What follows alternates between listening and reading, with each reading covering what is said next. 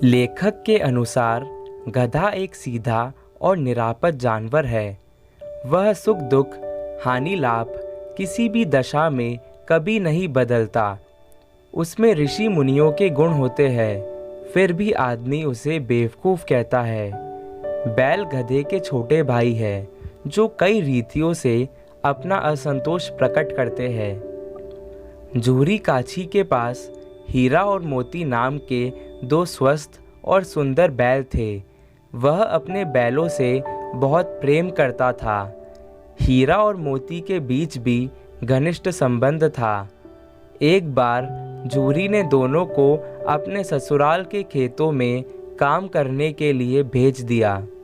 वहाँ उनसे खूब काम कराया जाता था, लेकिन खाने को रूखा सूखा ही दिया जाता था।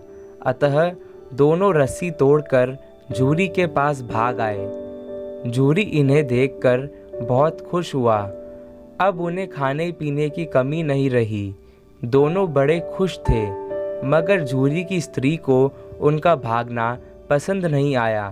उसने उन्हें खरी खोटी और मजूर द्वारा खाली सूखा भूसा खिलाया गया। दूसरे दिन जूरी का साला फिर उन्हें लेने आ गया। फिर उन्हें कड़ी मेहनत करनी पड़ी, पर खाने को सूखा भूसा ही मिला। कई बार काम करते समय मोती ने गाड़ी खाई में गिरानी चाहिए, तो हीरा ने उसे समझाया। मोती बड़ा गुस्सैल था। हीरा धीरज से काम लेता था। हीरा की नाक पर जब खूब डंडे बरसाए गए तो मोती गुस्से से हल लेकर भागा, पर गले में बड़ी रस्सी होने के कारण पकड़ा गया। कभी कभी उन्हें खूब मारा पीटा भी जाता था।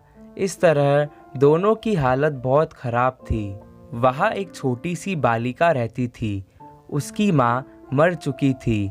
उसकी सौतेली माँ उसे मारती रहती थी, इसलिए उन बैलों से उसे एक प्रकार की आत्मीयता हो गई थी।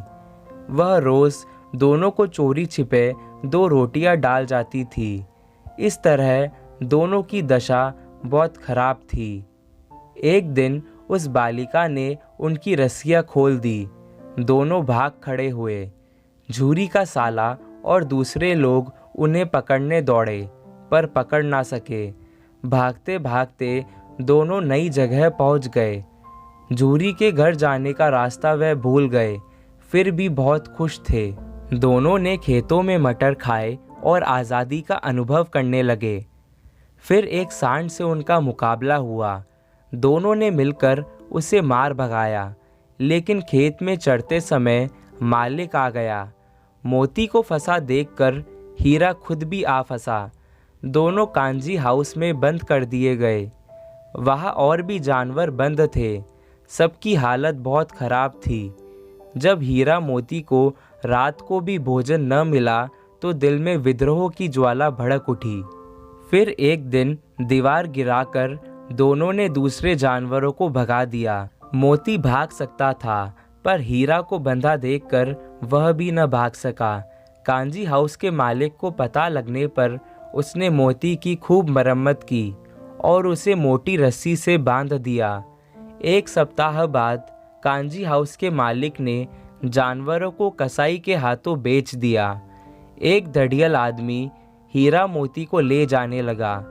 वह समझ गए कि अब उनका अंत समीप है। चलते चलते अचानक उन्हें लगा कि वह परिचित राह पर आ गए हैं। उनका घर नज़दीक आ गया था। दोनों उन्मत्त होकर उछलने लगे और दौड़ते हुए जूरी के द्वार पर आकर खड़े हो गए। जूरी ने देखा तो खुशी से फूल उठा। अचानक धड़ियल ने आकर दोनों बैलों की रस्सी पकड़ ली। जूरी ने कहा कि वह उसके बैल है, पर धड़ियल जोर जबरदस्ती करने लगा। तभी मोती ने सींग चलाया और धड़ियल को दूर तक खदेड़ दिया। थोड़ी देर बाद ही दोनों खुशी से खली भूसी चूनी खाते दिखाई पड़े। घर की मालकिन ने भी आकर दोनों को चूम लिया।